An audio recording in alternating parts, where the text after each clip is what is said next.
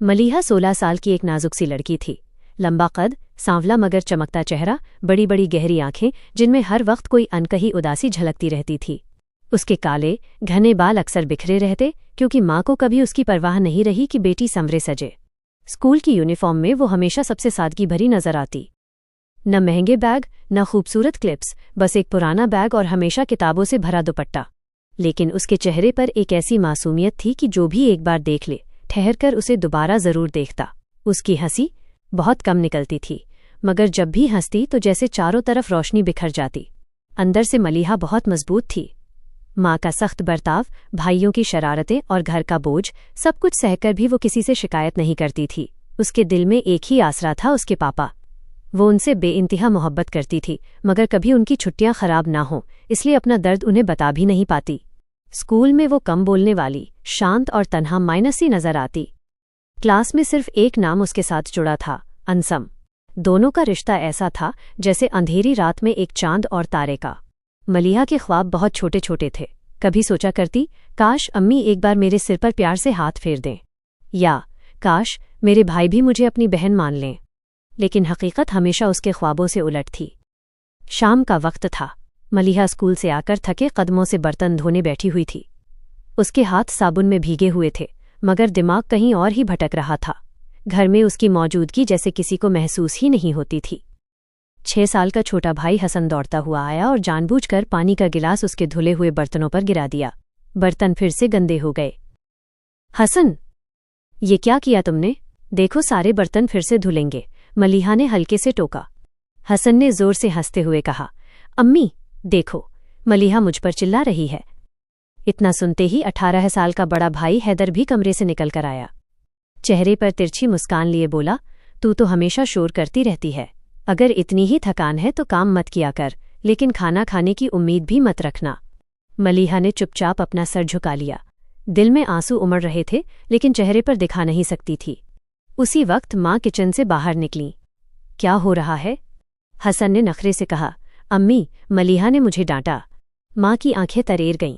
तू कभी इनसे अच्छा बर्ताव नहीं करती, तुझे शर्म नहीं आती, अपने भाइयों से उलझती है। अम्मी, मैंने तो बस, मलीहा की बात अधूरी ही थी कि माँ ने एक तेज चांटा उसके गाल पर जड़ दिया। चांटे की गूंज कानों में देर तक बजती रही।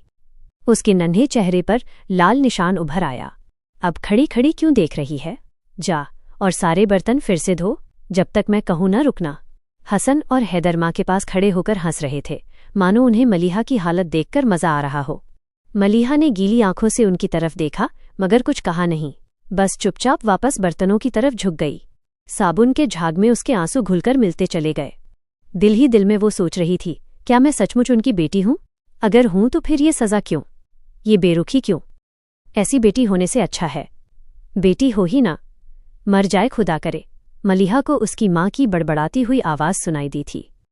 ये बात कब सच होगी? कब मरूंगी मैं? कब छूटेगा इन अजियतों तकलीफ़ों से मेरा पीछा?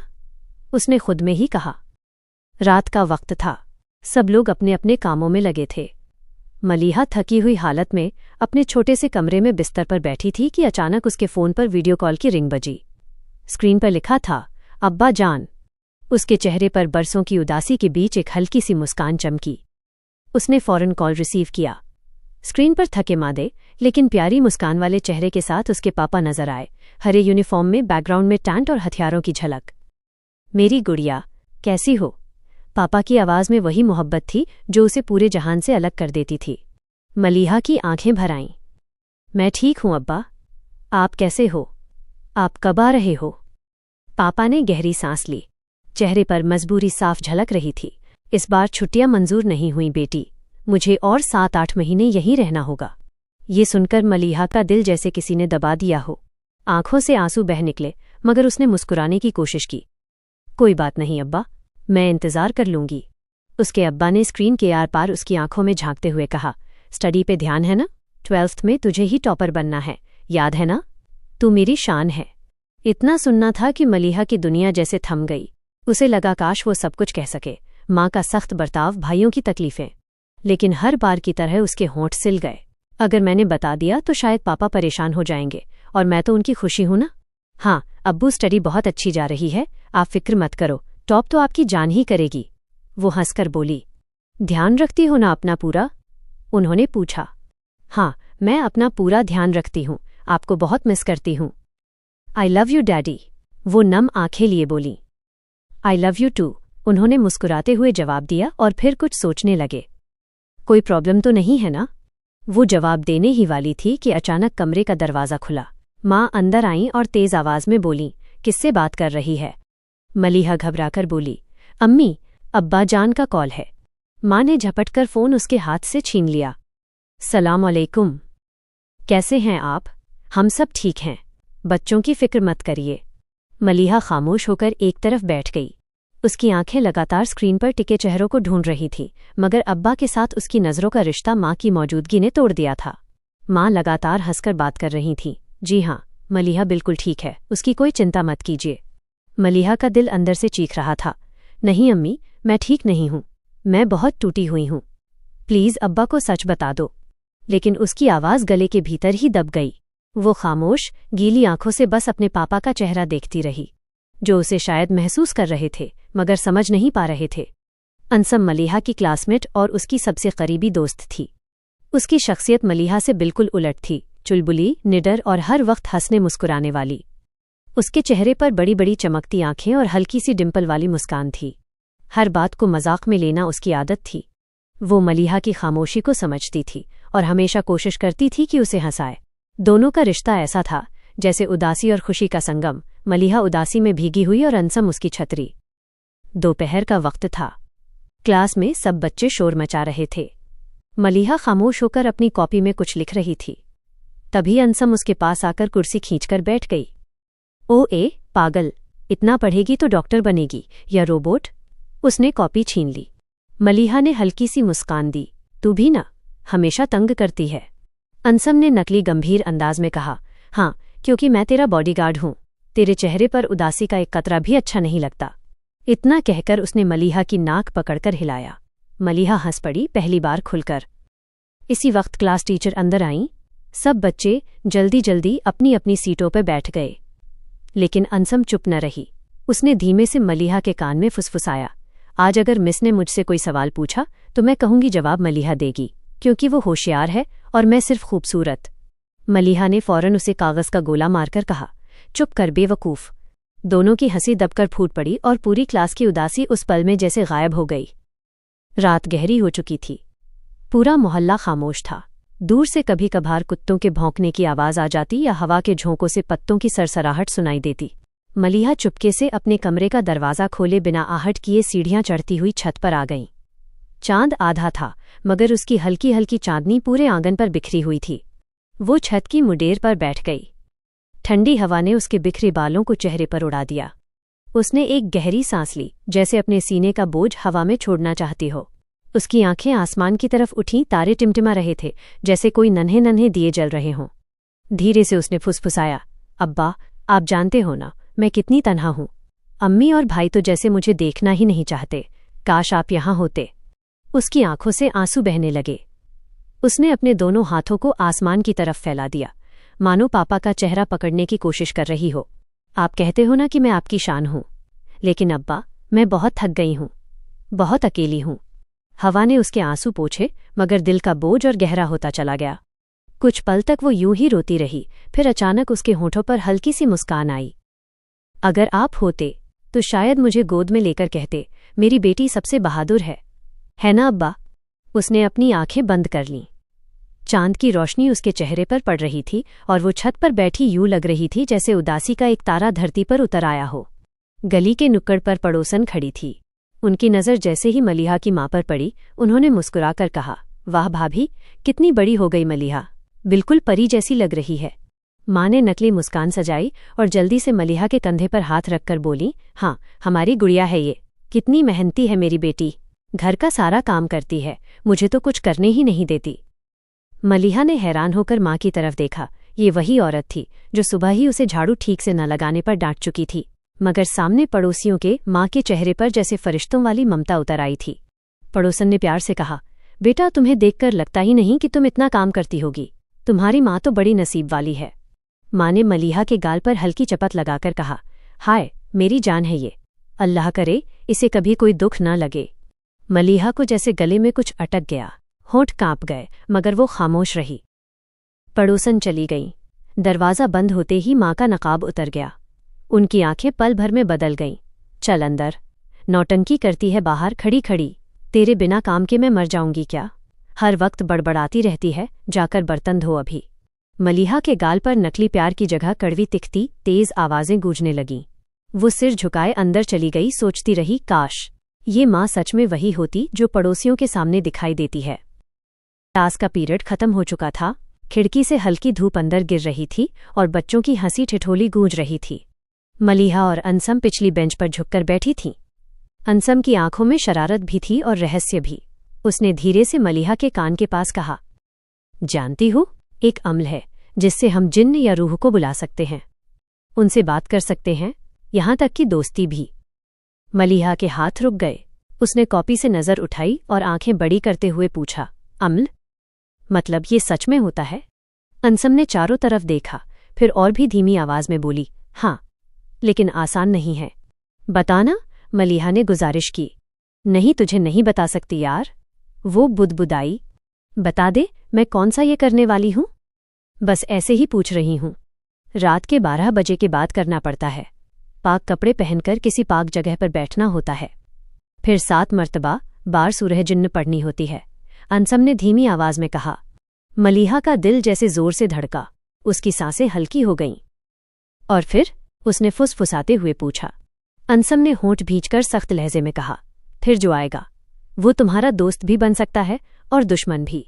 अगर अच्छी रूह आई तो तुम्हारी मदद करेगी, लेकिन अगर बुरी आ गई तो मौत पक्की। उसकी बातों में ऐसा खौफ था कि मलीहा के रोंगटे खड़े हो गए, लेकिन अगले ही पल उसके होंठों पर हल्की हंसी आ गई। मैं सच बोल रही हूं, हंसने वाली बात नहीं है, और वादा कर तू ये करेगी नहीं। अंसम ने उसकी ओर देखते हुए कहा। नहीं करूंगी तो? ट्रस्ट नहीं है तो बताना ही नहीं चाहिए था तुम्हें। अंसम ने आंखें तरेरी। मजाक मत कर मलीहा, ये खेल नहीं है, तूने ही पूछा तो बता दिया। मलीहा ने सर हिला दिया, मगर उसके दिल में कहीं गहरे एक अजीब सी हलचल उठी। अब बता दिया है तो ट्रस्ट रख। रात का वक्त, घर की लाइटें बंद थीं। छोटे भाई माँ के पास सो रहे थे। माँ की खर्राटों जैसी आवाजें कमरे में गूंज रही थीं। मलीहा अपनी चारपाई पर लेटी थी, आंखें खुली हुई थीं, छत को घूरती जा रही थी।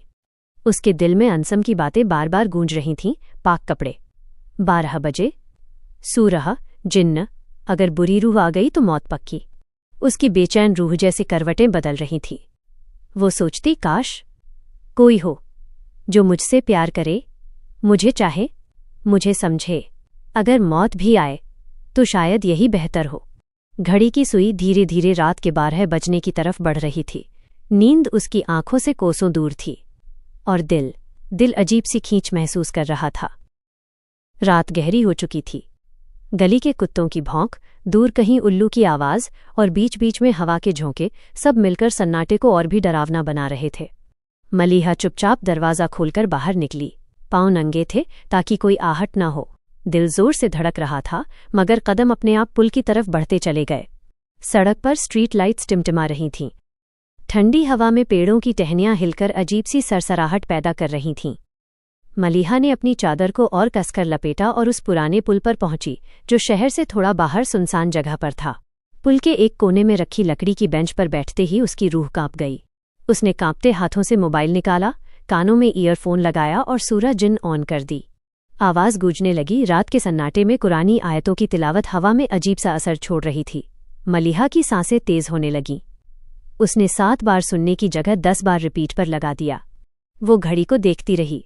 12:01, फिर 1 बजा, फिर 2:30, करीब 3 बजने वाले थे। लेकिन कुछ नहीं हुआ, न कोई आवाज, न कोई हलचल। उसकी आंखों में आंसू भर आए। उसने खुद से बुदबुदाया, शायद मैं किसी के लायक ही नहीं हूं। काश सब खत्म हो जाए, या कोई तो आ जाए जो मुझे चाहे। वो उठने लगी, तभी उसकी नज़र के सामने से एक काला साया सरसराता हुआ गुजरा।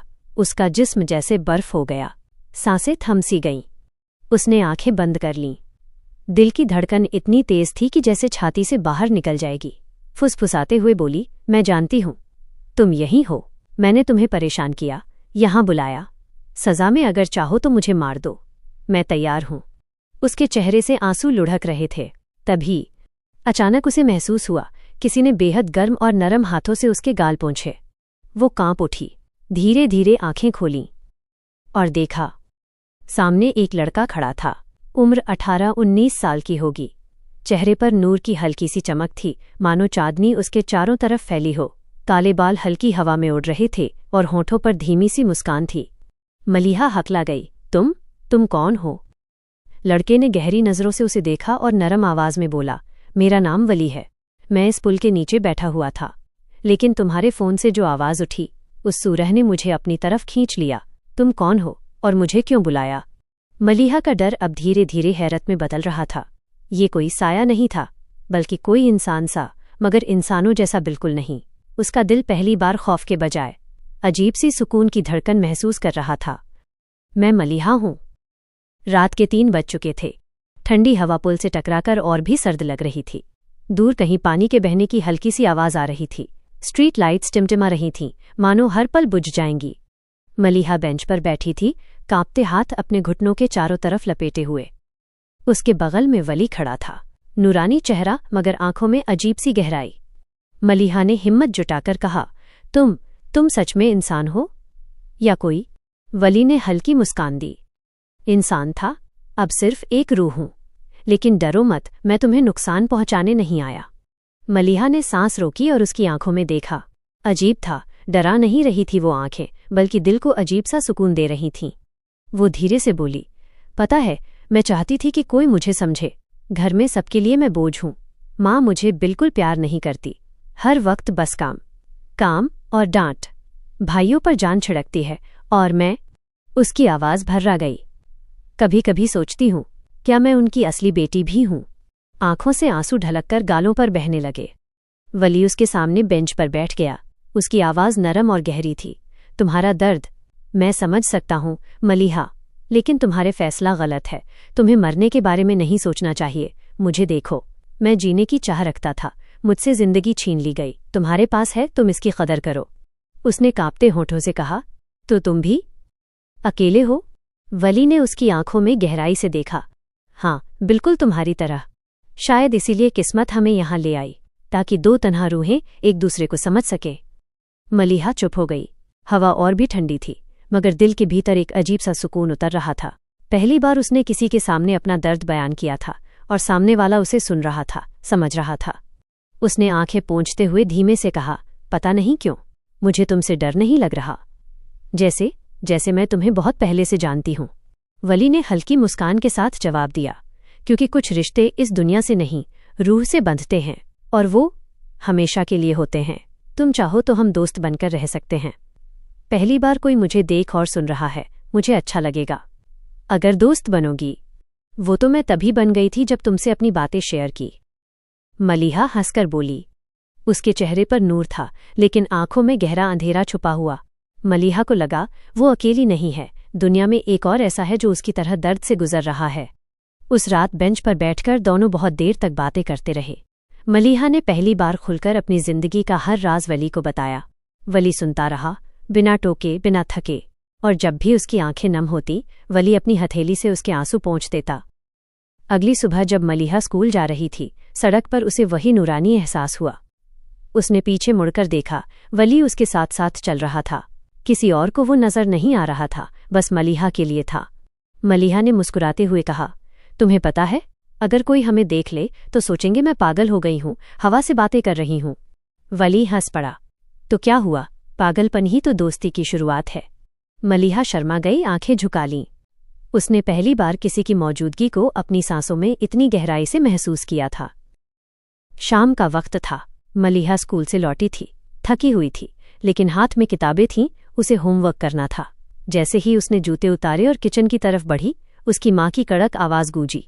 माँ, तेज लहजे में, बस यही रह गया था। सारा दिन बाहर पढ़ाई लिखाई करती फिरती हो और घर का कोई काम नहीं होता तुमसे। देखो जरा, सिंक में बर्तन भरे पड़े हैं। मलिहा धीरे से बोली, अम्मी, अभी करती हूँ, बस 1 गिलास पानी पी लूं।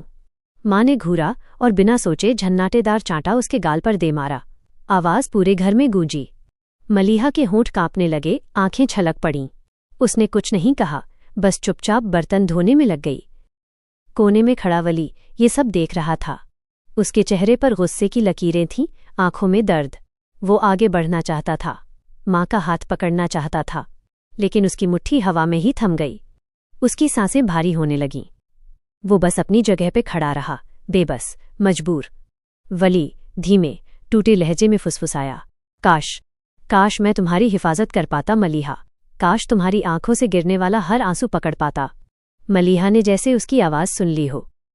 बर्तन धोते धोते उसने पल भर के लिए आंखें बंद की और भीतर ही भीतर जवाब दिया, मुझे पता है वली, तुम हो मेरे साथ। उस रात जब सब सो गए, मलीहा अपने कमरे में बैठी थी। वली खिड़की के पास खड़ा था, चांदनी उसके चेहरे पर पड़ रही थी। मलीहा ने टूटी आवाज में कहा, तुम देख रहे थे ना, मेरी अम्मी मुझे कितना बुरा कहती हैं। वली ने गहरी सांस ली और नजरें झुका लीं। देखा, सब देखा, मगर मैं कुछ कर नहीं सकता मलीहा, ये मेरी मजबूरी है। लेकिन देखना, एक दिन उनको अक्ल आ जाएगी और वो बहुत पछताएगी। मलीहा की आंखें भर आईं। अम्म, तुम बस मेरे पास रहो, यही काफ़ी है मेरे लिए फ़िलहाल। वली ने उसकी तरफ देखा। उसकी बेबसी और मलीहा की तन्हाई एक दूसरे में घुल गई। क्लास चल रही थी, टीचर पढ़ा रही थी और अनसम कॉपी में नोट्स बना रही थी। मलीहा की आंखें बार बार खिड़की की तरफ उठ रही थीं। वली वहीं खड़ा था, उसे देख रहा था। उसकी आंखों में अजीब सी नरमी थी। मलीहा ने हल्की मुस्कान दी, पेन घुमाते हुए। वली ने होठों पर इशारा किया, पढ़ाई करो। मलीहा का दिल हौले हौले धड़कने लगा। उसने कॉपी खोली, मगर अक्षर धुंधले पड़ने लगे। अब उसे पढ़ाई से ज्यादा वली का साथ अच्छा लगने लगा था। उस रात घर में सब सो चुके थे। माँ और छोटे भाई दूसरे कमरे में थे। मलीहा अकेली बिस्तर पर लेटी थी, आंखें छत की तरफ टिकाए। अचानक ठंडी हवा चली और खिड़की से चांदनी अंदर आई। वली उसके बिस्तर के पास खड़ा था। मलीहा ने धीमे से कहा, तुम सच में हर वक्त मेरे पास रहते हो? वली ने सिर झुकाकर जवाब दिया, जब से तुमने मुझे पुकारा है तब से मैं तुम्हारे पास ही हूं। अब मैं तुम्हें अकेला कभी नहीं छोड़ूंगा। मलीहा ने करवट लेकर उसकी तरफ देखा। कभी कभी सोचती हूं, अगर तुम पहले मिले होते तो शायद मेरी जिंदगी अलग होती। वली उसकी आंखों में झांकते हुए बोला, जिंदगी चाहे जैसी भी रही हो, अब तुम्हारे हर लम्हे में मैं हूं। तुम्हारा दर्द मेरा है, तुम्हारी हंसी मेरी। उसकी बात सुनकर मलीहा की आंखें भर आईं। उसने धीमे से फुसफुसाया, तुम मेरे हमदर्द हो वली। और उस रात पहली बार मलीहा चैन से सोई।